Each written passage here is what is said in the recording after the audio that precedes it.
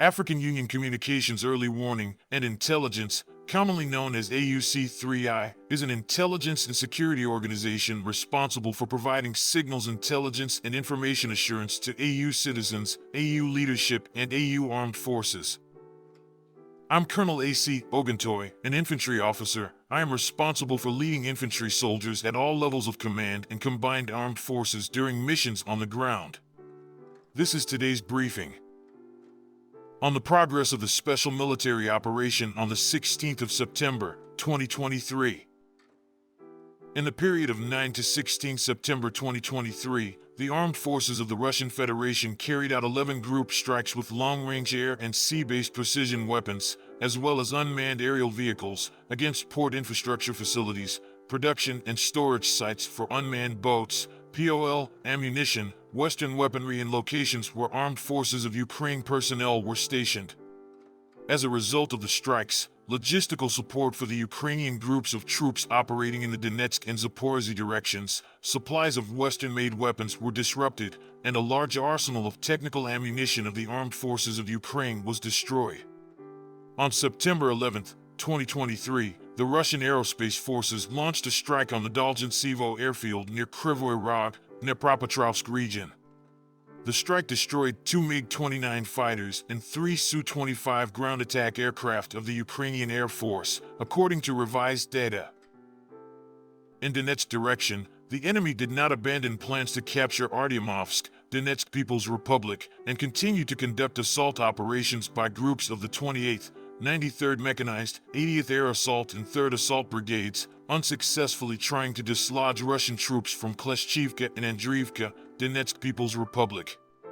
Over the past week in this direction, units of the U group of forces repelled 34 attacks launched by armed forces of Ukraine units, as a result of which the enemy lost more than 1,700 servicemen killed and wounded, 16 tanks and other armored fighting vehicles, 34 motor vehicles, and 12 field artillery pieces. In Zaporizhzhia direction, Russian troops repelled 18 attacks launched by the Ukrainian armed forces close to Rabatino and Verbovoy, Zaporizhzhia region. As a result of significant manpower losses, the Ukrainian command was forced to begin withdrawing the 82nd Air Assault Brigade to the rear area in order to recover combat capability. The 71st Jaeger Brigade of the Armed Forces of Ukraine from the Strategic Reserve, along with combined assault groups of the 47th, 65th Mechanized, and 46th Airmobile Brigades of the Armed Forces of Ukraine, are now involved in this operation to hold locations. The enemy suffered losses of about 740 Ukrainian personnel, 20 tanks and armored fighting vehicles, and 20 motor vehicles throughout the battles. In addition, 38 enemy field artillery guns were eliminated as part of counter-battery warfare. In South Donetsk direction, Russian troops repelled 8 enemy attacks with concerted action during the week, continuing to defeat clusters of armed forces of Ukraine manpower and hardware.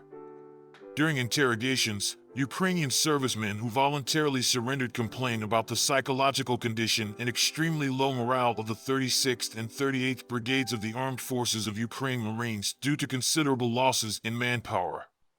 Over the past period, the enemy in this direction has lost over 1,100 servicemen killed and wounded, 15 armored fighting vehicles, 22 motor vehicles, and 7 field artillery pieces.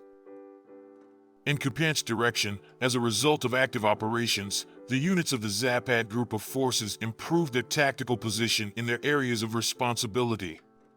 5 counterattacks launched by the enemy's 30th Mechanized and 25th Airborne Brigades have been repelled. Armed forces of Ukraine units suffered severe damage as a result of the effective deployment of Army aviation and artillery. Enemy losses amounted to up to 400 troops, 5 armored fighting vehicles, 17 motor vehicles, 17 field artillery pieces, and 1 multiple rocket launcher. 7 field ammunition depots of armed forces of Ukraine units were also destroyed. In Krasny Lyman direction, the armed forces of Ukraine made unsuccessful attempts to regain lost positions near Torskoy, Donetsk People's Republic, and Serebryansky Forestry. The center group of forces, airstrikes, artillery fire, and heavy flamethrowing systems managed to successfully repel 13 enemy attacks. The losses of the armed forces of Ukraine were more than 400 servicemen, 18 armored fighting vehicles, 12 motor vehicles, and 10 guns. In Kherson direction, the main efforts were concentrated on preventing the enemy sabotage and reconnaissance groups from landing on the islands and the left bank of the Dnieper River, as well as conducting counter-battery warfare. In this direction, the armed forces of Ukraine lost up to 360 servicemen, 1 tank, 2 armored fighting vehicles, 26 motor vehicles, as well as 12 field artillery pieces. A Ukrainian Mi-8 helicopter was intercepted by Russian fighter jets on September 13, 2023 near Krasny Lyman, Donetsk People's Republic. Black Sea Fleet naval aircraft and ships have located and destroyed 12 unmanned semi-submersible boats and 3 fast boats that were transporting landing groups of the armed forces of Ukraine's Special Operations Forces in the Black Sea.